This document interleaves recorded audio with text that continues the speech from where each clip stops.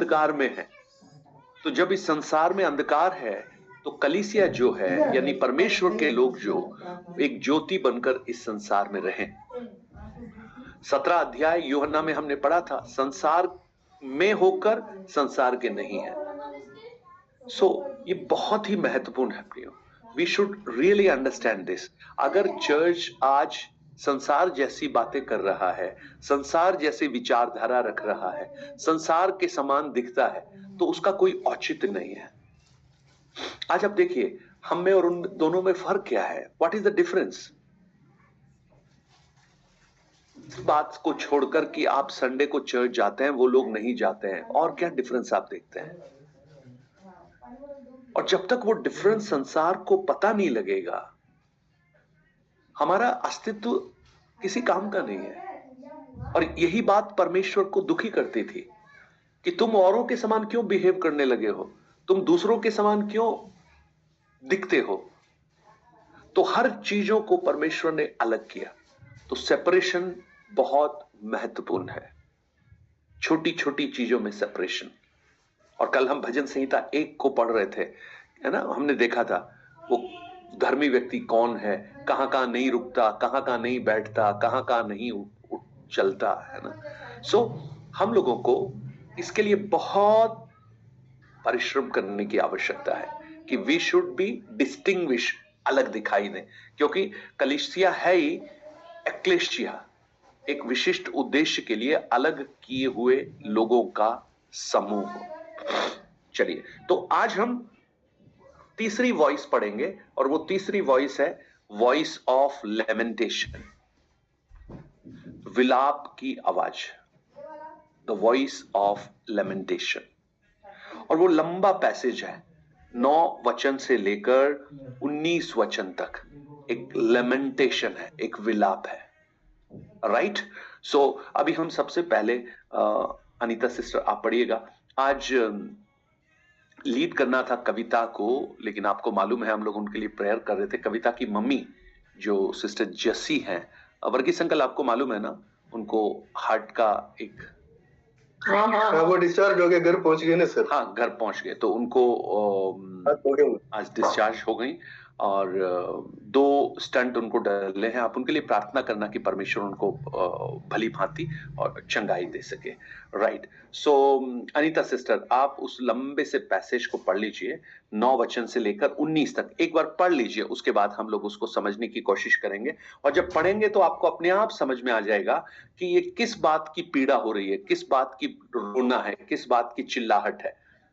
पढ़िएगा।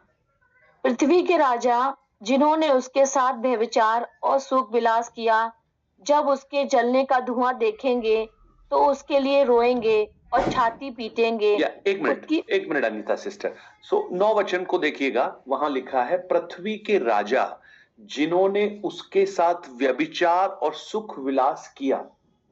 किसके साथ?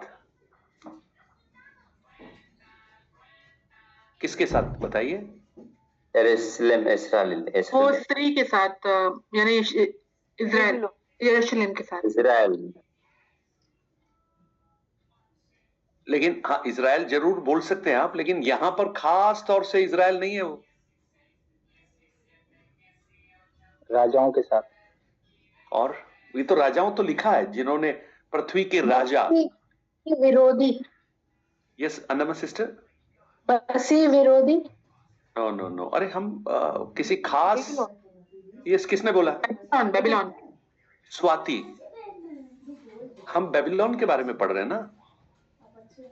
बेबीलोन एक्चुअली, बेबीलोन प्रतीक है उस बुराई का।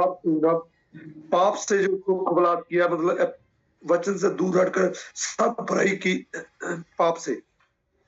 So it is Babylon, right. अभी हमने 17 अध्याय में क्या पढ़ा था? स्पिरिचुअल बेबीलोन गिर गया।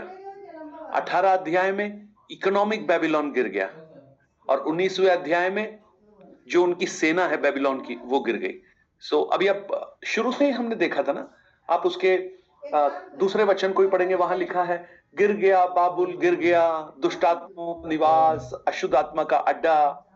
है ना। चलिए अब समझ में आ जाएगा। अब दोबारा से 9 पढ़ना शुरू कर दीजिए, 9 से लेकर पढ़िएगा। पृथ्वी के राजा जिन्होंने उसके साथ व्यभिचार और सुख विलास किया, जब उसके जलने का धुआं देखेंगे तो उसके लिए रोएंगे और छाती पीटेंगे। अब पूरा पढ़िए, पूरा 18 तक पढ़िए। उसकी पीड़ा के डर के मारे वे बड़ी दूर खड़े होकर कहेंगे, हे बड़े नगर बेबीलोन, हे दृढ़ नगर, हाय हाय, घड़ी भर में ही तुझे दंड मिल गया है। पृथ्वी के व्यापारी उसके लिए रोएंगे और कल्पेंगे, क्योंकि अब कोई उसका माल मोल ना लेगा, अर्थात सोना, चांदी, रत्न, मोती और मलमल और बैजनी, रेशमी और लाल रंग के कपड़े और हर प्रकार का सुगंधित काठ और हाथी दांत की हर प्रकार की वस्तुएं और बहुमूल्य काठ और पीतल के लोहे और संगमरमर की सब भांति की वस्तुएं और दालचीनी, मसाले, धूप, इत्र, लोबान, मदिरा, तेल, मैदा, गेहूं, गाय, बैल, भेड़ बकरियां, घोड़े, रथ और दास और मनुष्य के प्राण, अब तेरे मन भावने फल तेरे पास से जाते रहे और स्वादिष्ट और भड़कीली वस्तुएं तुझसे दूर हुई हैं और वे फिर कदापि ना मिलेंगी। इन वस्तुओं के व्यापारी जो उसके द्वारा धनवान हो गए थे, उनकी पीड़ा के डर के मारे दूर खड़े होंगे और रोते और कलपते हुए कहेंगे, हाय हाय, ये बड़ा नगर जो मलमल और बैंजनी और लाल रंग के कपड़े पहने था और सोने और रत्नों और मोतियों से सजा था, घड़ी भर में ही उसका ऐसा भारी धन नष्ट हो गया। हर एक माझी और यात्री और मल्लाह और जितने समुद्र से कमाते हैं सब दूर खड़े हुए और उसके जलने का धुआं देखते हुए पुकार पुकार कर कहेंगे, कौन सा नगर इस बड़े नगर के समान है, और अपने अपने सिरों पर धूल डालेंगे और रोते हुए कलपते हुए चिल्ला चिल्ला कर कहेंगे, हाय हाय, ये बड़ा नगर जिसकी संपत्ति के द्वारा समुद्र के सब जहाज वाले धनी हो गए थे, घड़ी भर में ही उजड़ गया। ओके, अब आप देखिएगा, ये एक विलाप है और विलाप पता है बहुत सारे समूह का है। ये विलाप राजाओं का है, ये विलाप मर्चेंट्स का है, व्यापारियों का है, और ये विलाप समुद्र के जो जहाज बनाने वाले लोगों का है, मल्लाहों का, जल यात्रियों का है। इस भाग में जब एक लंबा सा भाग है तो उस बेबीलोन, वो जो पाप की नगरी का प्रतीक है, उसकी वेल्थ, उसकी जो इकोनॉमी है, उसके नष्ट होने पर, यानी उस नगर के नष्ट होने पर इन लोगों के विलाप को यह दर्शाता है। आपको याद होगा, मैंने कुछ दिन पहले बताया था कि एक समय आएगा जब पूरे विश्व की अर्थव्यवस्था की कमर टूट जाएगी, है ना। आज हम जिसको इकोनॉमिक रिसेशन बोलते हैं कई बार, है ना, 2008 में एक बार बहुत बड़ा करेक्शन हुआ था सेंसेक्स में, सेंसेक्स पूरा धराशायी हो गया था। तो ये बीच बीच में होता रहता है, लेकिन यहां पर एक ऐसा एक रिसेशन होगा जिससे उबर पाना असंभव होगा पूरी तौर से, क्योंकि ये जो नगरी है उस इकोनॉमी का गढ़ है, इकोनॉमी का केंद्र है। मैं उदाहरण के रूप में आपको बताऊं, आज हमारा देश जो भारत है उसकी कैपिटल दिल्ली है, लेकिन हमारे देश की इकोनॉमिक कैपिटल मुंबई है। आप सोचिएगा, अगर आज जैसे ये बेबीलोन एक नगर को रिप्रेजेंट कर रहा है, जबकि वो उस पाप के पूरे सिस्टम को रिप्रेजेंट कर रहा है, मेरे ख्याल से कुछ लोगों को यह समझ पाना थोड़ा सा मुश्किल है। उसके लिए मैं आपको सरल तरीके से एक उदाहरण बताता हूं। आदम और हव्वा ने पाप किया आदन की वाटिका में, है ना। अब आदम हव्वा ने पाप किया तो हमारे जो अजय जो यूपी में है, या रतिराम जी जो राजस्थान में है, इनको तो मालूम ही नहीं था आदम और हव्वा ने किया क्या था। तो वो ये कह सकते हैं, अरे भाई, आदम और हव्वा की सजा हमें क्यों दे रहे हो, बोल सकते हैं ना। लेकिन पता है, आदम और हव्वा पूरी मानव जाति का प्रतिनिधित्व करते हैं। वो आदम और हव्वा ये बता रहे हैं कि हमने पाप किया, इसका मतलब पूरी मानव जाति ने पाप किया। अब अजय कहता है नहीं, मैं इसमें सहमत नहीं हूं, मैं नहीं मानता, अगर मैं वहां होता तो मैं कभी भी फल नहीं खाता। ऐसा कभी सोचा है आपने? सोच सकते हैं ना, अरे मैं तो कभी नहीं खाता। हाँ, आज आप बोल रहे हैं, आप रोज कितने फल खा रहे हैं आप सोच लीजिए, रोज कौन कौन से फल तोड़ के खा रहे हैं उसको आप एक बार सोच लीजिए। चलिए, तो क्या हुआ, आदम और हव्वा ने पूरी मानव जाति का रिप्रेजेंट किया, और अजय बोल रहा है मैं नहीं मानता। चलो ठीक है, मत मानो। तो अगर वो ये नहीं मानते तो उन्हें एक चीज और नहीं माननी पड़ेगी, प्रभु यीशु मसीह का लहू हर मानव जाति को छुटकारा देता है।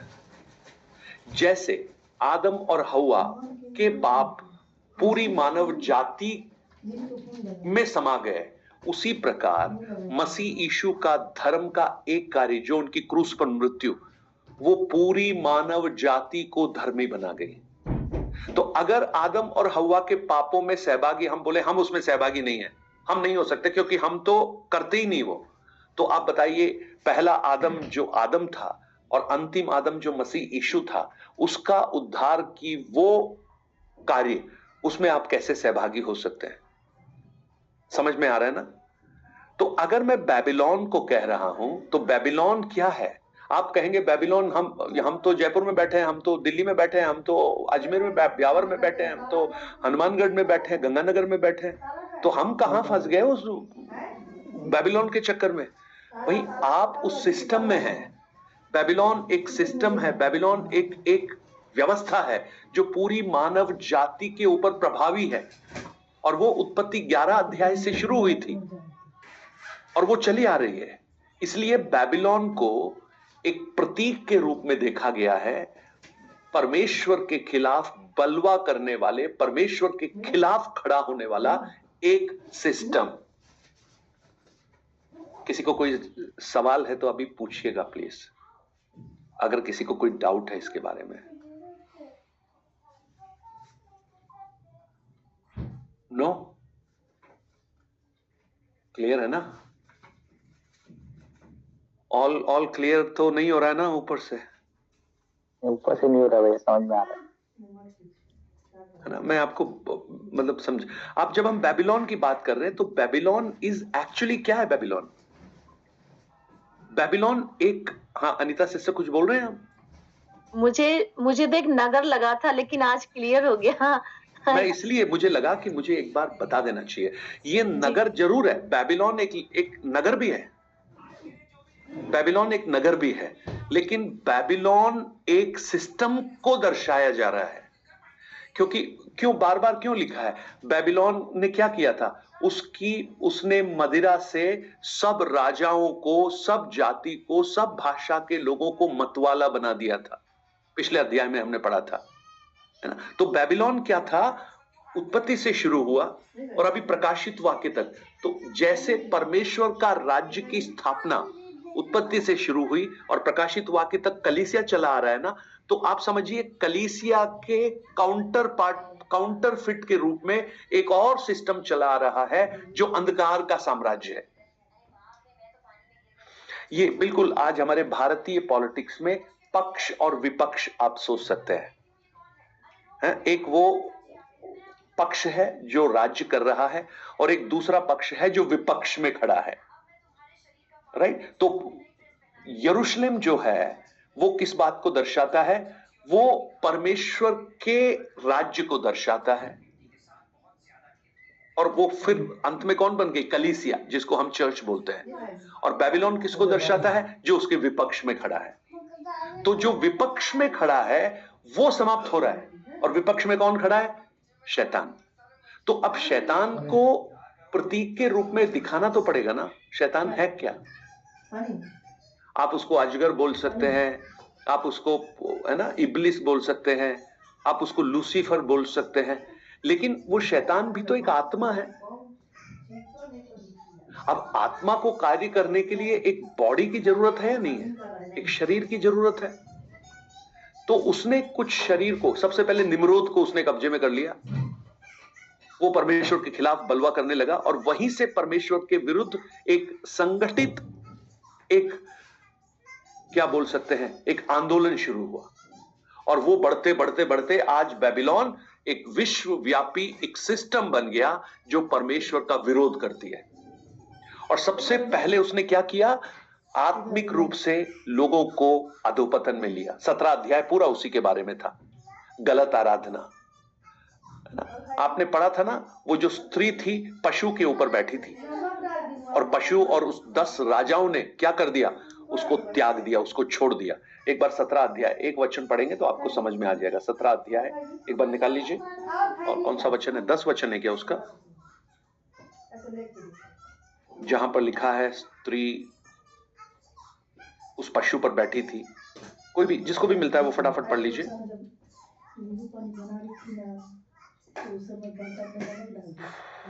7 वचन पढ़िए। तब उस स्वर्गदूत ने मुझसे कहा, तू क्यों चकित हुआ? मैं इस स्त्री और उस पशु का जिस पर सवार है नहीं, और अच्छा 16 वचन जो 10 पढ़िए।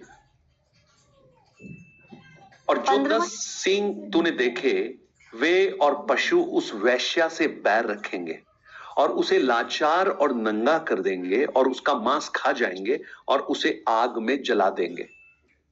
आपको याद होगा मैंने बहुत अच्छी तरह से पढ़ाया था, ये जो पशु है ये मसीह विरोधी है और वेश्या कौन है, वो रिलीजियस। पशु मसीह विरोधी है, इसको आप पॉलिटिक्स सिस्टम बोल सकते हैं। तो पॉलिटिकल सिस्टम और स्पिरिचुअल सिस्टम ये दोनों ऐसा लगता है एक साथ चल रहे हैं, जबकि ये कभी एक साथ हो ही नहीं सकते। मैंने आपको बताया था ना, कलीसिया और राजनीति दोनों में अगर शादी हो तो वो शादी कभी चलेगी नहीं। हमेशा चर्च को सेपरेट रहना पड़ेगा पॉलिटिक्स से। और आज हम क्या देखते हैं, चर्च में पॉलिटिक्स है, चर्च के अंदर पॉलिटिशियंस हैं। हम पॉलिटिशियंस से दोस्ती बढ़ा रहे हैं, क्यों? ये सोचकर कि वो हमारी मदद करेंगे। नो, कभी नहीं करेंगे।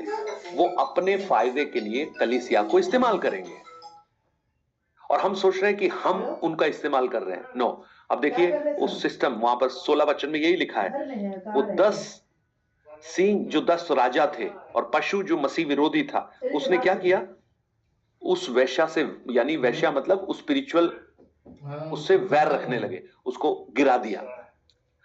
तो ये उसकी गिराहट थी स्पिरिचुअल बेबीलोन की। और 18 अध्याय में हम पढ़ रहे हैं इकोनॉमिक बेबीलोन। कल हमने क्या पढ़ा था, सेपरेशन के बारे में पढ़ा था, क्योंकि बेबीलोन जलने वाला है, बेबीलोन खत्म होने वाला है।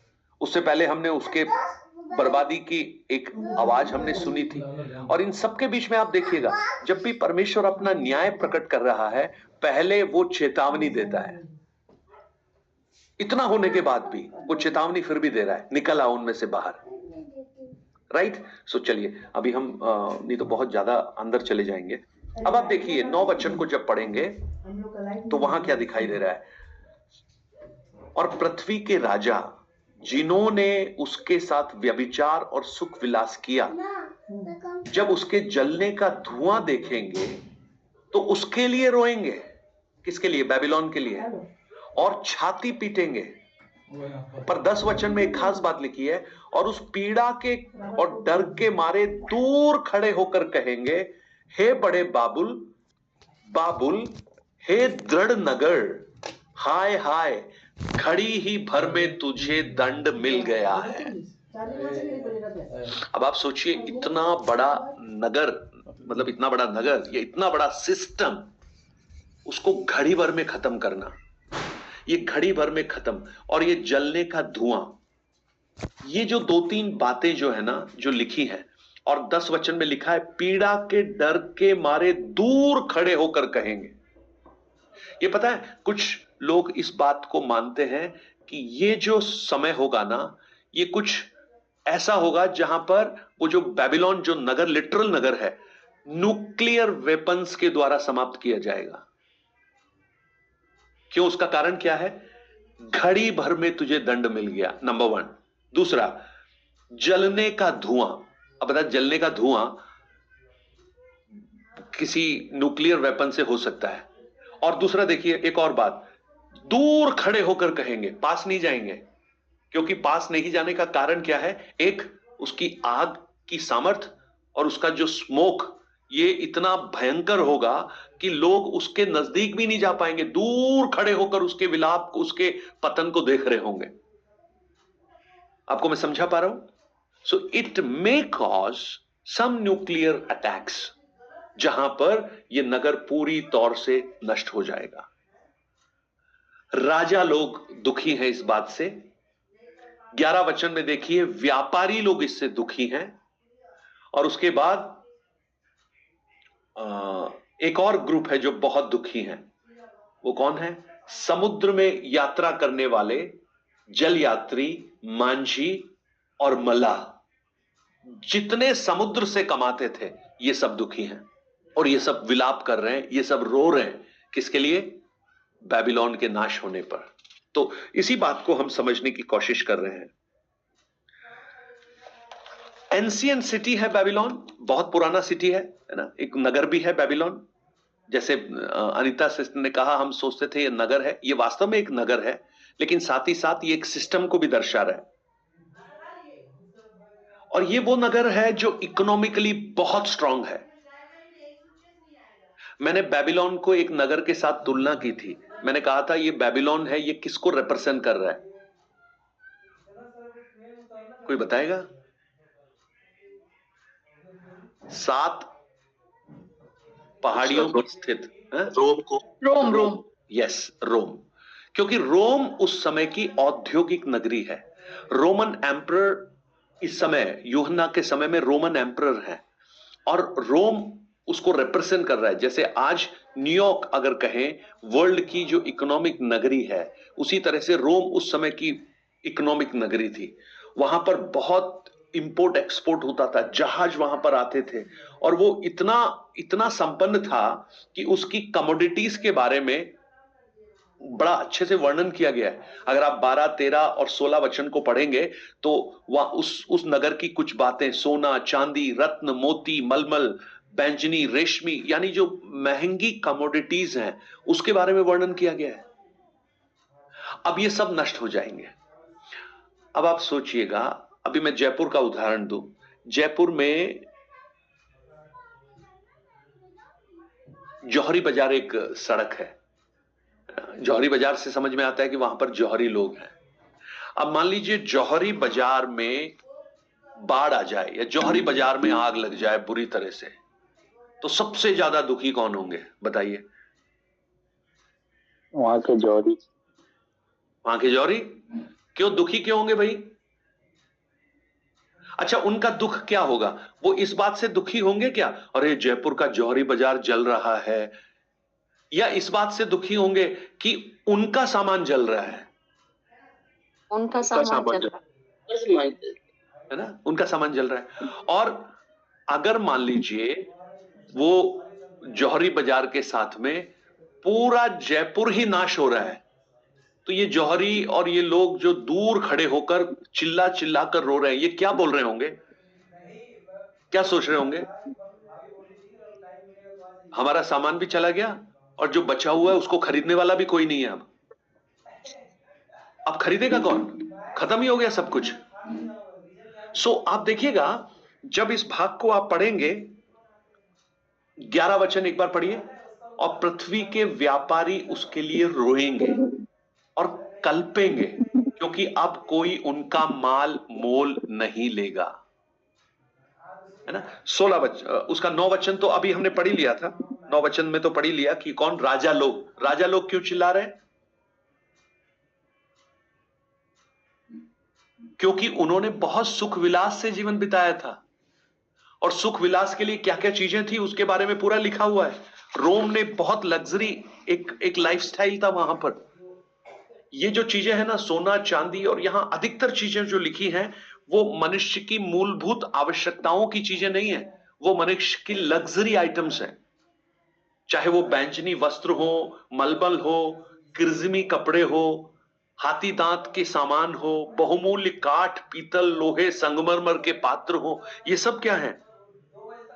ये बहुत ही एक लग्जरियस आइटम है जिनको लोग अपने घरों में प्रकट करते हैं, प्रदर्शित करते हैं, यानी अपने लग्जरीनेस को दिखाने के लिए। राइट? सो देखिए, ये सिस्टम आज क्या हमारे जीवनों में काम नहीं कर रहा? क्या हम ये नहीं चाहते कि हम अपने आप को लग्जरी दिखाएं? है ना? आपने एक मथुरा में एक वो है ना, एक ग्रुप है, वो शाकाहार बनो बोलते हैं। किसी को याद है वो कौन है? क्या बोलते हैं उनको? जय गुरुदेव, है ना? जय गुरुदेव एक संप्रदाय है।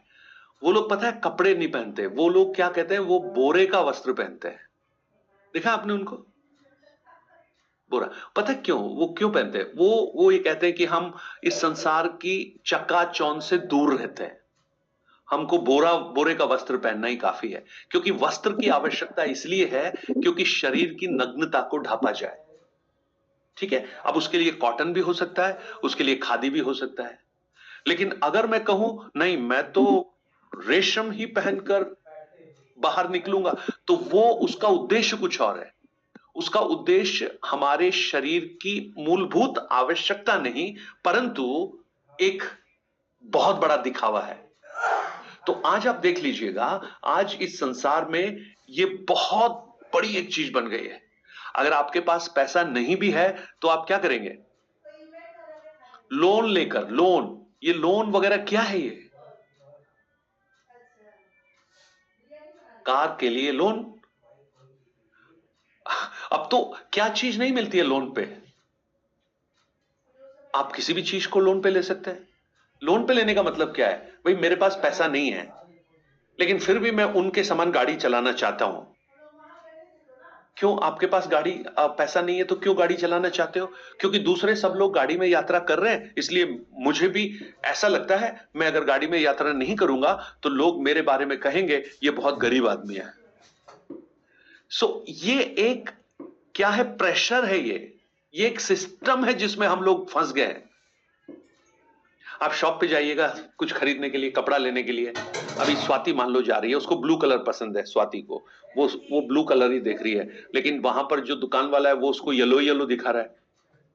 अब वो स्वाति कह रही है नहीं जी देखो येलो अभी मुझे नहीं, मुझे तो आप ब्लू दिखाइए। तो दुकान वाला कह रहा है नहीं मैडम अभी येलो चल रहा है। ऐसा होता है ना, दुकान वाले बोलते हैं ना अभी तो यही चल रहा है। तो स्वाति अच्छा अभी यही चल रहा है? अरे जब अभी यही चल रहा है तो मैं उसमें से क्यों दूर रहूं? मैं भी तो वही हूं ना। अभी कहीं मैं ऑकवर्ड ना लगने लगूं, कहीं आज भी मैं सलवार सूट पहन के, है ना, मैं पुराना ढकोसले वाली ना लगूं, इसलिए मैं भी क्या बन जाऊं? मॉडर्न बन जाऊं। This is a Babylonian system, और वो खत्म हो रहा है। ये क्यों रो रहे हैं? क्योंकि अब ना तो उनका व्यापार होगा, ना उन्होंने जो वस्तुएं कमाई थी, जो धन कमाया था वो खत्म हो गया, और अब वो लग्जरी उनको कभी मिलेगी नहीं।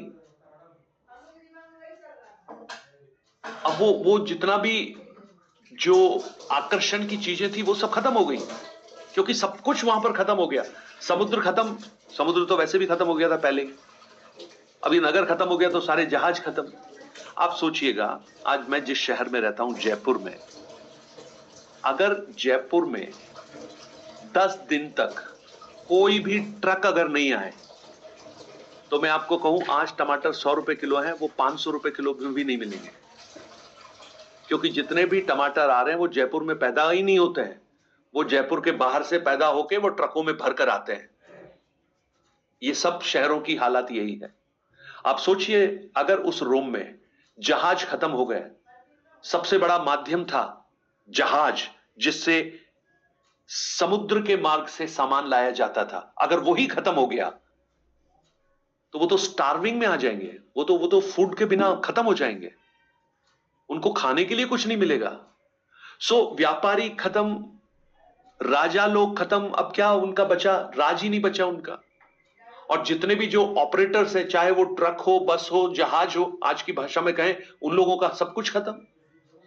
और जब ये सब कुछ खत्म तो बाकी चीजें कहां से आएंगी?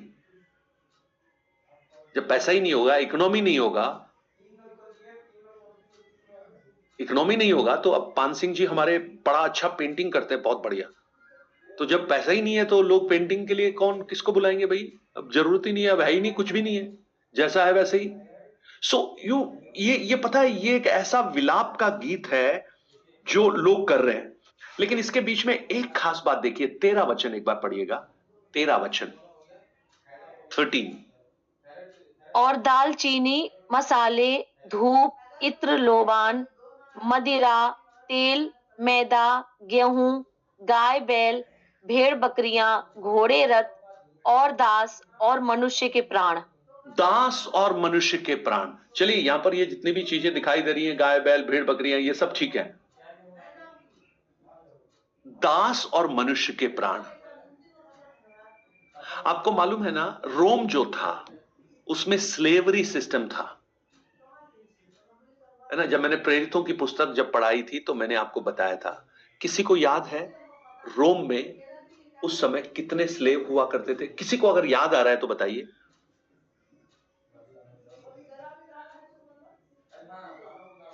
रोम में करीब 6 करोड़ दास थे, स्लेव। स्लेव पता है कौन होते थे? जैसे हम गेहूं, आटा, बैल, मुर्गी, बकरी खरीदते हैं ना। आप जाते हैं, एक मुर्गी कितने का है? 200 रुपए का, 300 रुपए का। आप 300 रुपए देते हैं और वो आपको मुर्गी दे देता है। ये दास ऐसे खरीदे और बेचे जाते थे। कितना? 6 crore? 6 crore, 6 million, 60 million, sorry 60 million. और वो एक बहुत बड़ी कमोडिटी थी। आपको याद होगा जब पौलुस ने पत्रियां लिखी ना, वहां पर एक बहुत बड़ी समस्या थी, इसलिए पौलुस को लिखना पड़ा। अब ना कोई दास है ना यहूदी है, सब मसीह में एक है। उसका कारण पता है क्या है? क्योंकि बहुत से दास लोग जो स्लेव थे, उन्होंने प्रभु यीशु को ग्रहण कर लिया, वो कलीसिया के अंदर आ गए। तो जब वो कलीसिया के अंदर आए तो लोग उनको ग्रहण नहीं कर पा रहे, क्योंकि वो उनको स्लेव की तरह से देखते हैं। एक कमोडिटी है वो, जैसे एक सामान है, खरीदा बेचा जाता है। लोगों को खरीदा बेचा जाता है, और उनके यहां तक कि उनके प्राण, मनुष्य के प्राण। ये पता है, ये एक बहुत बड़ी सच्चाई को प्रकट कर रहा है, जो आज के वर्ल्ड में हम इस बात को समझ सकते हैं। इसको आप समझ जाइएगा। ह्यूमन ट्रैफिकिंग, मानव तस्करी, पढ़ा है ना आपने? मनुष्यों को खरीदते हैं किसके लिए? उनके बॉडी ऑर्गन्स के लिए, प्रोस्टिट्यूशन के लिए, है ना, पोर्नोग्राफी के लिए। ये सब आज हो रहा है कि नहीं हो रहा है? और इससे भी अच्छा एक उदाहरण मैं आपको बताता हूं। उस समय स्लेव होते थे जो खरीदे बेचे जाते थे। आज आप उसको किस चीज से सबसे ज्यादा तुलना कर सकते हैं? मैं आपको बहुत अच्छा उदाहरण दूंगा, अगर कोई दे सके। ओके, चलिए मैं आपको बताता हूं। आईपीएल में नीलामी होती है ना, खिलाड़ियों को खड़ा कर देते हैं। रोहित शर्मा की कीमत इतनी है, बोली लग रही है उस पे। ये व्हाट इज दिस? ये क्या है बताइए? इसका पता है व्हाट इज, इसका मतलब क्या है? वो बोलिए Amit. They became slaves. They are, वो उनको उन्होंने खरीद लिया। उनकी जो ओनर है उन्होंने खरीद लिया, 2 साल के लिए कॉन्ट्रैक्ट कर दिया कि 2 साल तक तुम हमारे हो। ये एक छोटा सा एग्जाम्पल है। ये Swati, you are saying something. Football में भी ऐसे होता ना, अमेरिकन फुटबॉल में, सॉकर में, वो क्लब्स उनको खरीद लेते। Club, Barcelona, real Madrid, you know, United चाली, वॉलीबॉल, फुटबॉल, सब में होता है ये। तो ये एक तरह से आप उस चीज को आप रिफ्लेक्ट कर सकते हैं। उस समय दासों को खरीदते थे और उनको खरीद कर लेकर आते थे, जो चाहे उनसे कर सकते थे। मेल होते थे, फीमेल होती थी। तो देखिए यहां रोम में ये जो लिखा है ना, मनुष्य और उनके प्राण, दास और उनके प्राण, यानी एक बहुत बड़ा एक चलेगा। ये अभी कुछ भी नहीं है, आने वाले समय में ये बहुत बढ़ने वाला है। अभी तो पैसा देके लोगों के वोट भी खरीदे जा रहे हैं। You know, economy is going to be rule. आज मनुष्य का प्रेम, वैल्यूज, है ना, वो जो बोलते थे ना पहले, अरे यार तुमने सब कुछ बेच खाया क्या? हाँ, मनुष्य ने सब कुछ बेच दिया, और क्या खरीदा उसके बदले में? पैसा। उस पैसे की वजह से उसने सब कुछ कंप्रोमाइज कर दिया। Are you with me? आपको समझा पा रहा हूं मैं? आज संसार के वैल्यू को आप देख लीजिए, कौन सा वैल्यू रह गया है आज? हर चीज को प्रोफेशनल तरीके से देखा जा रहा है। तो ये जो 15 वचन, इन वस्तुओं के व्यापारी जो इसके द्वारा धनवान हो गए हैं, उनकी पीड़ा के डर के मारे दूर खड़े होंगे और रोते और कलपते हुए कहेंगे, हाय हाय हाय बड़ा नगर बेबीलोन, बैंजनी और किरमिजी वस्त्र पहने था और सोने और रत्नों और मोतियों से सजा था, घड़ी भर में ऐसा भारी धन नाश हो गया, घड़ी भर में ऐसा भारी धन नाश हो गया। यही मैं आपको बताना चाहता था। एक ही सेकंड के अंदर वर्ल्ड इकोनॉमी कोलैप्स हो जाएगी, नथिंग विल बी देयर। वो सेंसेक्स को देखते हैं ना कि अभी शेयर मेरा कितना हो गया, वो सेंसेक्स ही नहीं रहेगा, वो ही खत्म हो जाएगा। किसके लिए इकट्ठा कर रहे हैं अभी? दुष्ट का धन धर्मी लोगों के काम आएगा। चलिए, और उसके जलने का धुआं देखते कर पुकार कर कहेंगे, कौन सा नगर इस बड़े नगर के समान है? और वो अपने सिर पर धूल डालेंगे और रोते कलपते चिल्ला चिल्ला कर कहेंगे, हाय हाय ये बड़ा नगर जिसकी संपत्ति के द्वारा समुद्र के सब जहाज वाले धनी हो गए थे, घड़ी ही भर में कैसा उजड़ गया है, कैसा उजड़ गया है। 14 वचन को देखिए, वो इसलिए भी चिंतित है, इसलिए भी रो रहे हैं कि अब मेरे मन भावने फल तेरे पास से जाते रहे और स्वादिष्ट और भड़कीली वस्तुएं तुझसे दूर हो गई और वे तुझे कदापि नहीं मिलेंगी। यानी जिस लग्जरियस लाइफ में तुम जी रहे थे, जिन चीजों को तुम एंजॉय कर रहे थे, अब वो तुम्हें कभी नहीं मिलेंगी, खत्म। सो देखिए, ये है एक इकोनॉमिक पतन बेबीलोन का।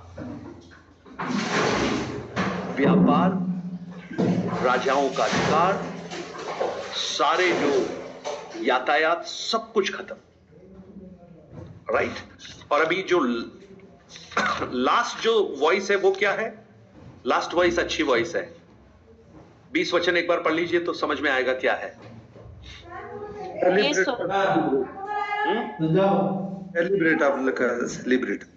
The voice of celebration, voice of celebration. Celebration का मतलब 19 वचन पढ़ लीजिए, खत्म करते हैं अपन लोग। हे स्वर्ग और हे पवित्र लोगों और प्रेरितों और भविष्यवक्ताओं, उस पर आनंद करो, क्योंकि परमेश्वर ने न्याय करके उससे तुम्हारा बदला लिया है। आनंद करो। अब आप देखो, अभी तक कौन रो रहे थे? राजा। कौन रो रहे थे? व्यापारी। कौन रो रहे थे? समुद्र पे जहाज बनाने वाले। लेकिन अब इन सब को देखकर कुछ लोगों को परमेश्वर का वचन, उस स्वर्ग का परमेश्वर कह रहा है, पवित्र लोगों, प्रेरितों, भविष्यवक्ताओं, तुम सब क्या करो? आनंद करो। क्यों आनंद करो? क्योंकि परमेश्वर ने न्याय करके उससे तुम्हारा पलटा ले लिया है, तुम्हारा बदला ले लिया है। यानी उस सिस्टम ने जो कुछ तुम्हारे ऊपर किया था, उस सब का बदला किसने लिया है? परमेश्वर ने लिया है। इसलिए वचन में लिखा है ना, बदला लेना परमेश्वर का काम है, मनुष्य का नहीं है। The revenge is of God, right. So वो हम कल पढ़ेंगे 20 से लेकर 24 तक। सेलिब्रेशन,